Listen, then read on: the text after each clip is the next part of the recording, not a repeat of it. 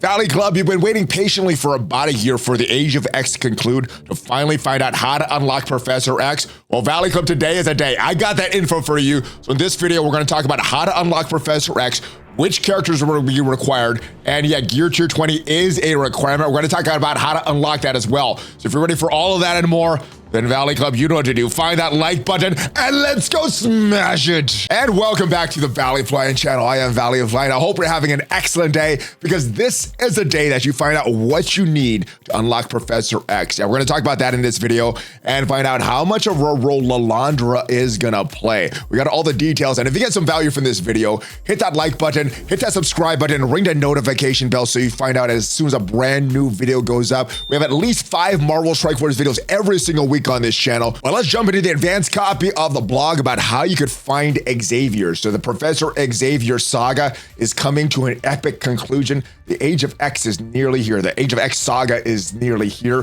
when it comes to your chance to recruit the leader of the X-Men, Professor X. But today, in this video, we're going to break down everything that you need to know about the Professor X saga, how to battle your way to victory. It's not going to be an easy road, but a powerful new ally awaits you, or awaits everybody that arrives to the challenge in Professor X. Yes, and you got 4 bosses, and I really like the theme of these bosses. We got Nimrod, who is the advanced sentinel, a mutant or a enemy of the mutants, captures the mutants. Gladiator, who is the bodyguard of Lalandra, who has kind of a relationship with Professor X here, so relates to mutants, Professor X. We got Shadow King here, who is a mutant villain for the X-Men, and Dark Xavier, who's, I guess, is kind of like the Dark Beast, the dark evil version of Xavier. So I like the theme that they're following here. So these are who you're gonna need to beat. You need to beat these 4 bosses to get Xavier. So the first boss is the evil, and I'm assuming an upgraded version of Nimrod. I'm assuming the kit will be similar, but won't be exactly the same. I'm assuming it's gonna kind of be like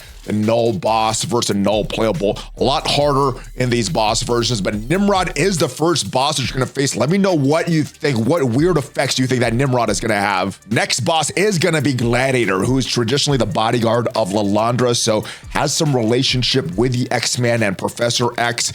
But yeah, this is a very beefy tank as it stands now in the game, but the boss we're gonna get is probably some upgraded, beefy, unique version of Gladiator. So let me know what you think is gonna happen to the unique version of Gladiator boss, or if it's just gonna be some upgraded version of this crazy stats but with the same kit. And the normal Shadow King, one of the best characters in the game right now. I would say Shadow King and Old Man Logan are the 2 best non-mythic characters in the game right now. But what's interesting about him is that possessed mechanic that he has on his passive. So let me know how you think that possessed mechanic is going to interact with a boss version of Shadow King that we're going to see in the Professor X saga. And what it says here, each chapter of the saga features a series of missions that culminate with a showdown against a different powerful boss enemy. Just like Battle World, you'll see a display of the boss health and ability energy progress along the top of the screen for easy viewing. What I find interesting about this screenshot, I'm not sure if this is just a placeholder screenshot or if this is the actual health. It says here the health is 251,951. But if we go into the game, my 3-diamond Nimrod has way more health than that 9 million, over 9 million health by Nimrod. So I guess this is gonna be a souped up boss version, but I'm not sure what is going on with that health, but they do mention down here some different difficulties. They also mentioned warning, because these bosses are not like characters you possess in a roster, so there will be some different skills, but let me know what differences you think is gonna be there. They may look familiar. The bosses of the saga have a few surprises up their sleeve that'll slant the battlefield into direction. Yeah, so what do you think they're gonna be? What do you think the unique for Nimrod is gonna be? What is gonna be unique about the boss version of Gladiator and the boss version of Shadow King? And of course, we don't even have Xavier in the game yet, so it's gonna be a very different, unique Dark Xavier there, but you need a minimum of Gear Tier 17 to access Nimrod's first mission.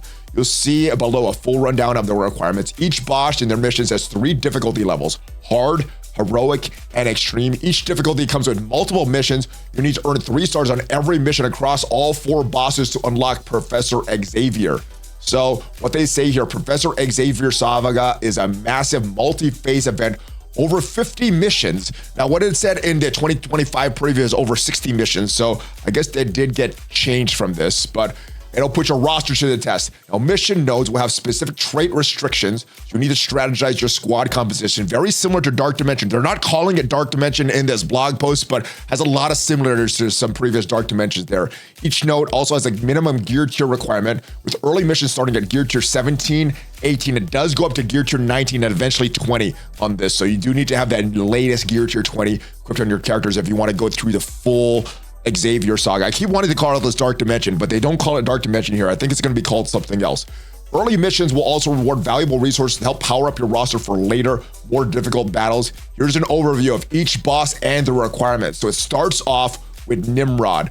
The hard difficulty has 4 missions. Heroic difficulty has 5, and extreme difficulty has 5 missions as well. So easy gear tier requirements. Gear tier 17 for the first hard versions of Nimrod. Then it goes up to gear tier 18. Then it goes up to gear tier 19. Now you have any traits that you could use in this section. So you can bring in whatever characters you want. Seems like it'll be very easy to get into this Professor X saga, but it gets harder after that because a Gladiator also has 4 missions. Gear tier 19 is a requirement for the hard section, but Heroic, 5 missions, gear tier 20, Extreme, 5 missions, gear tier 20. There is a city requirement. And if we take a look at the city characters in the game, unfortunately, there were not a lot added since Dark Dimension 7, Dark Dimension 8. The only real strong meta characters that got added were some of the Night Stalkers, including Blade and Oath. The rest of these characters, I don't think would be worth taking up. So unfortunately, you may need to continue to build your Spider Society. You may need to build your Superior / Sinister 6. Or you could lean really into Blade and Oath, but yeah, this section looks like you're gonna have to build some characters that are a little outdated. Maybe we'll get lucky and there'll be some newer city characters that are coming before we get this, but it looks like Spider Society will be needed, especially for those later nodes, and you may need to build them up to gear tier 20 for the later nodes. But let me know who you think you're gonna be bringing in. I'm probably gonna lean into Blade and Oath. I'm not sure what I'm going to do with the rest, but let me know in the comments what you're going to do. As we move on to the next boss section of Shadow King, now he also has 4 hard missions, 5 heroic missions, 5 extreme missions, and you need gear tier 19 for the hard missions. You need gear tier 20 for the heroic and extreme missions, and the hard missions, you need global characters, and it doesn't specifically say non-mythic, non-legendary, so I'm assuming that you can use characters like Apocalypse, characters like Old Man Logan. If you want to use Captain Britain, you have them unlocked, you are able to use that character, but we have some of the newer characters, the Uncanny Avengers. We have some Liberty members here. We have the Phoenix Force that you could use on these nodes as well as some of these older characters like Orcus characters, Extreme X-Men characters. So you have a lot of options for this, but those options get reduced as we approach the heroic section for Shadow King. Only global villains are allowed, which I'm assuming you can still use characters like Apocalypse, maybe using your 4 Orcus characters that you might have already taken into Dark Dimension 8. Let me know if you're going to continue to build Omega Red Phoenix Force. I'm probably not going to build that character because I did not get a lot of gold stars on that character, but I think what I'm going to do is lean into Apocalypse, Orcus, unless we get some newer characters there.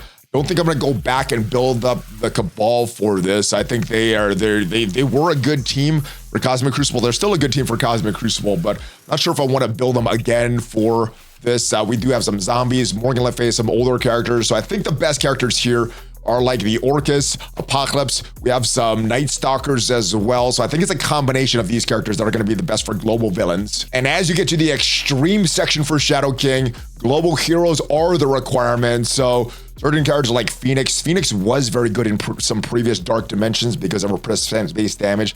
Don't think that she'll be as valuable, but if you're already building Phoenix Force, you may want to double up on this team. Characters like Old Man Logan, they don't have the right characters. Old Man Logan might be able to solo a lot of these sections, so that's definitely a character that I am going to build up for this. Not sure who the rest at this point, though. Black Knight is a consideration.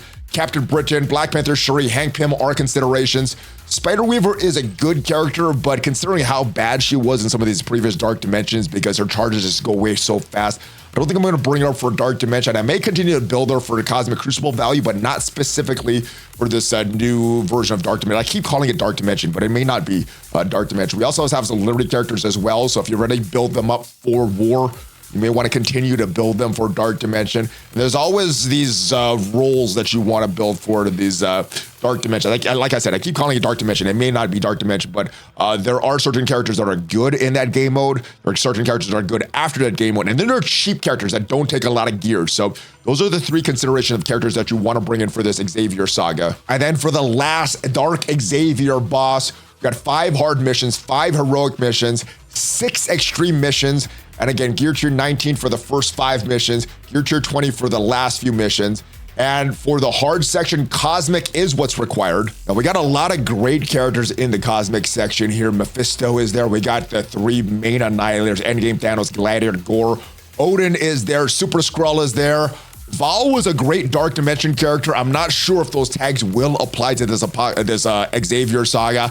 If it does, that is a character that you may want to bring in. Val doesn't have a lot of value after these Dark Dimensions, but it is very, very good in the Dark Dimensions because he has tags specifically for that. The Eternals were good at one time, but just have been losing value since the introduction of Ares and the updated stats. So I don't think I'm going to bring the Eternals this time, but Kahori, Miss Marvel Classic, is a consideration, especially for that hero section. But looking at all the strong options we have for the villain Cosmic section, there are probably going to be a lot of tricky enemy bosses there, or enemy characters that are going to make this these strong characters very, very hard to beat. Shadow King, great character. Mephisto, great character. Endgame Thanos, Gladiator, Gore, all great characters. Then we have Super Skrull, Ultimus, Kang the Conqueror, all great characters for this. So I'm assuming with this big selection of good cosmic villains, it's going to be very, very hard to get through this section. And there may be some weird counters in this section as well. Now, for the last section, Lilandra will be required with cosmic heroes.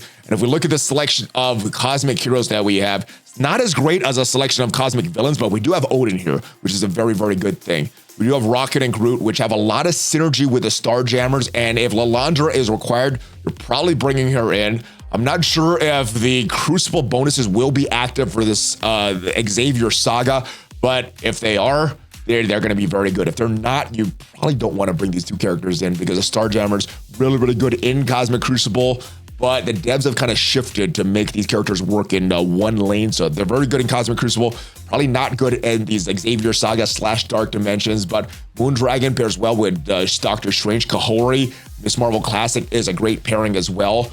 Odin, like we said, and then Val. If Val does get the Dark Dimension bonuses for this Xavier Saga, would be a great option to bring in. If not, not a great character to use afterwards as well.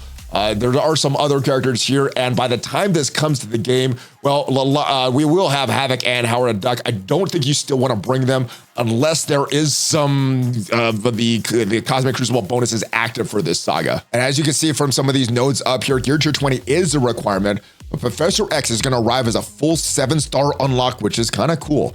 To complete the saga, recruit them, you need characters equipped with Gear Tier 20. This is going to come very, very soon, arriving on March 17th, 2 p.m. Pacific. So upgrading characters at Gear Tier 20 will use the new Gear Tier 20 mini uniques, which you can earn through upcoming events. And if you want to know what Gear Tier 20 is going to look like, well, it's going to be the Crimson version of these Gear Tier 17 mini uniques. So it's going to be the Crimson version of this stuff here and this stuff here. That is the mini uniques that you're going to need to get for Gear Tier 20. And they say you can earn these through upcoming events and spending X coins in the limited time X coin shop on the Gear Tier 20 mini uniques of your choice. And you can earn these X coins through events. The road to Professor X, true test of Ross's power and strategy. But for those who prove worthy, one of the most powerful minds in the Marvel universe will be yours to command. And last but not least, probably the most important part, the saga is going to begin on April 14th, the day before tax day. But of course, everything that we said in this video is subject to change because everything from this advanced copy of the blog is also subject to change. So now that you know Professor X coming April 14th, what are you doing right now for your roster? Are you doing anything to prepare? Are you hoarding stuff? Are you waiting to see what other characters are coming to the game? Let me know in the comments what you're going to do. I think I'm just going to start building some characters to level 105 and just get them to Gear 19 hold right there. That's what I'm doing, but let me know what you're doing. Hopefully you did get some value from this video, and if you did, leave it a like. Check me out on social media, and if you want to see what are the best hidden gem characters in Marvel Strike Force right now, check out the video up there, and I'll see you guys next time. Have a great rest of your day. Hulk fist bump, ValleyFlyin out.